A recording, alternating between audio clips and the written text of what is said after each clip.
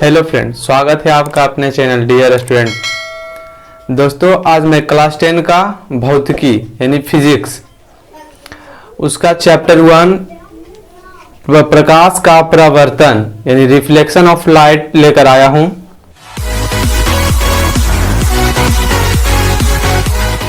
तो प्रकाश का परावर्तन समझने से पहले हमको जानना पड़ेगा प्रकाश किसे कहते हैं।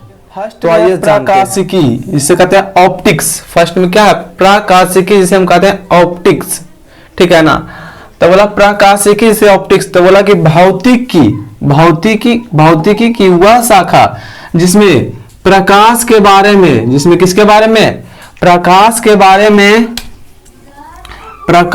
बारे में अध्ययन किया जाता है, मतलब पढ़ा जाता है, उसे हम क्या कहते हैं? प्रकाशिकी कहते हैं। यानी भौतिकी की वह शाखा जिसमें हम प्रकाश के बारे में अध्ययन करेंगे, वो हमारा कहलाएगा प्रकाशिकी। क्या कहलाएगा? प्रकाशिकी। इंग्लिश में बोले तो ऑप्टिक्स, इंग्लिश में बोले तो क्या होगा? ऑप्टिक्स। और प्रकाश को जो है ना हम दो तरीका से पाते हैं। एक है जो है किरण के रूप में, और दूसरा है तरंग के रूप में। प्रकाशिकी के अंतर्गत हम प्रकाश को जो है कितने तरह से? दो तरह से हम अध्ययन करते हैं, मतलब दो तरह से पढ़ते हैं। पहला है किरण के रूप में, जिसे इंग्लिश में कहते हैं रे, और दूसरा है तरंग के रूप में, जिसे इंग्लिश में कहते हैं वेव। तब ये किरण क्या है, तरंग क्या है, तो समझिएगा ध्यान से। किरण यानी जो किरण एक बिंदु से शुरू होता है, लेकिन वो अंतिम कहाँ खत्म होगा उसका कोई पता नहीं है, उसे हम कहते हैं किरण। जैसे देखिए, मान लेते हैं कि एक बिंदु से शुरू होगा और ये यहाँ इधर जाएगा इस दिशा में, लेकिन कहाँ खत्म होगा इसका पता नहीं। एरो का चिन्ह का मतलब तो बढ़ते जा रहा है, तो ये कहाँ खत्म होगा पता नहीं है। यानी स्टार्ट किससे हुआ? एक बिंदु से, लेकिन इसका अंत हमको पता नहीं है।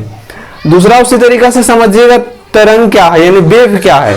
आप जिम वगैरह में देखे होंगे या वीडियोज में देखे होंगे, जिम में जो होता है दो रस्सी लगा होता है, उसको झटका मारकर ऊपर नीचे करना होता है, उसी को हम कहते हैं तरंग। जब झटका मार दे तो ऊपर नीचे रस्सी होता है, उसी को क्या कहते हैं हम? तरंग। जैसे देखिए, मान लेते हैं कि यहाँ पर एक दीवार है और दीवार में दो रस्सी बंधा हुआ है, तो जब रस्सी बंधा हुआ है हम झटका मारे तो इस तरीका से होगा, कुछ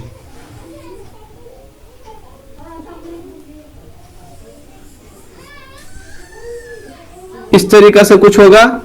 तो यही हमारा कहलाता है तरंग। यही हमारा क्या कहलाता है? तरंग कहलाता है। तो रे किरण जो एक बिंदु से स्टार्ट होता है, और लेकिन उसका कोई अंत नहीं होता, इसीलिए इस बिंदु से स्टार्ट किया, अंत नहीं होता, तो उसको एरो से दर्शा दिया। एरो का मतलब क्या होता है कि वो आगे जा रहा है तो जा रहा है, उसका कोई अंत नहीं है। तो हो गया हमारा किरण। और दूसरा है तरंग, जो हम इस तरीका से जिम में देखते हैं, तो अंतर रहता है, उसी को क्या कहते हैं? तरंग कहते हैं। अब देखिए, बोला कि प्रकाश एक प्रकार की क्या है? ऊर्जा है। प्रकाश जो है एक प्रकार की ऊर्जा है। अब देखिए, यहाँ पर प्रकाश एक प्रकार की ऊर्जा है जो हमें किसी भी वस्तु को देखने में क्या करती है? मदद करती है। अगर हम कोई भी वस्तु देखते हैं, जैसे मान लीजिए मार्कर हम देख रहे हैं, तो मार्कर को देखने के लिए हमें दो चीज की आवश्यकता होती है। मार्कर को देखने के लिए हमको एक आंख की आवश्यकता, दूसरा प्रकाश की आवश्यकता होती है। अगर हमारे पास इन दोनों में से कोई भी एक नहीं होगा तो हम मार्कर को देख नहीं सकते, कोई भी वस्तु को नहीं देख सकते हैं, ठीक है ना। अगर मेरे पास दोनों है तो हम वस्तु को देख सकते हैं, क्योंकि जब इस पर प्रकाश का किरण पड़ता है तो पड़ने के बाद गया प्रकाश और वापस जो परावर्तित होता है, मतलब वापस जाकर क्या होता है? टकरा कर आता है हमारी आंखों तक, तब हम इस मार्कर को देख पाते हैं, कोई भी वस्तु को। इसी प्रकार कोई भी हम देख रहे हैं, मान लीजिए व्हाइट बोर्ड को आप देख रहे हैं, तो जब प्रकाश की किरण इस पर गया और टकरा कर मेरी आंखों के पास जो आया ना, तभी हम इसको बोर्ड को हम देख पा रहे हैं। अगर हम लाइट बंद कर दे तो हम बोर्ड को देख नहीं पाएंगे, या आंख बंद कर ले तो देख नहीं पाएंगे। यानी कोई भी वस्तु को देखने के लिए हमें कितनी चीज की आवश्यकता होती है? दो चीज की। कौन कौन? एक आंख और दूसरा प्रकाश। और ये समझिए प्रकाश किसे कहते हैं? तब प्रकाश एक प्रकार की ऊर्जा जो हमें कोई भी वस्तु को देखने में क्या करता है? मदद करता है या सहायता करता है, वही हुआ। अब समझिएगा, यहाँ पर कुछ नोट है जिसको देख लेते हैं। बोला कि प्रकाश एक प्रकार की ऊर्जा, क्या अभी तुरंत बताए थे ऊपर वाले कि प्रकाश एक प्रकार की क्या है? ऊर्जा है। फिर बोला प्रकाश समांगी माध्यम में एक सरल रेखा में चलती है। यानी प्रकाश जो है समांगी माध्यम में एक सरल रेखा में चलती है। समांगी का मतलब क्या? समांगी का मतलब होता है दिखाई नहीं देना। जो प्रकाश हम जानते हैं सीधी रेखा में चलता है। अगर हम टॉर्च मारते हैं तो टॉर्च मारते तो सीधे जाता है, ऐसा नहीं कि नीचे चला जाता है, सीधे जाता है। यानी प्रकाश कहां चलता है? समांगी माध्यम में प्रकाश चलता है। अब देखिए अगला तीसरा में कि प्रकाश की चाल निर्वात में 3×10⁸ मीटर पर सेकंड होता है। यानी प्रकाश की चाल जो है निर्वात में कितना हो रहा है? 3×10⁸ मीटर पर सेकंड। तो ठीक है, आज समझ गए कि प्रकाश की चाल। लेकिन निर्वात का मतलब आप सोच रहे हो निर्वात का मतलब क्या होता है? तो निर्वात का मतलब होता है कि जहां हवा नहीं पहुंचे उसे हम कहते हैं निर्वात, ठीक है ना। जहां हवा नहीं पहुंचता है उसी को हम कहते हैं निर्वात। तब जहां हवा नहीं पहुंचेगा वहां प्रकाश का चाल कितना होता है? 3×10⁸ मीटर पर सेकेंड। यानी एक सेकेंड में 3×10⁸ मीटर चल जाएगा प्रकाश की चाल है, ठीक है। कहां? जहां हवा नहीं पहुंचता। प्रकाश एक विद्युत चुंबकीय क्या है? तरंग है, विद्युत चुंबकीय तरंग। तो समझिएगा कि विद्युत चुंबकीय तरंग, हम तो जान गए कि प्रकाश कैसा तरंग है, तो विद्युत चुंबकीय तरंग है।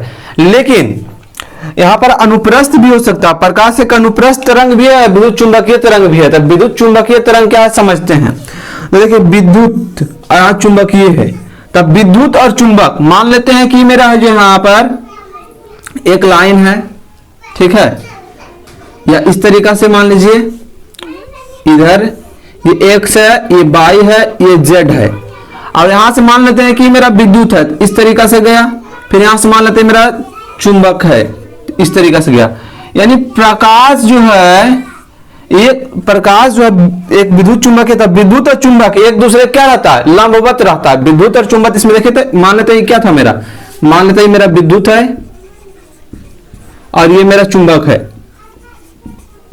तब विद्युत और चुंबक एक दूसरे के लंबवत रहता है, उसी को कहते हैं विद्युत चुंबकीय तरंग। फिर क्या बोला? प्रकाश एक अनुप्रस्थ तरंग है। तब अनुप्रस्थ तरंग, प्रकाश एक क्या है मेरा? अनुप्रस्थ तरंग है।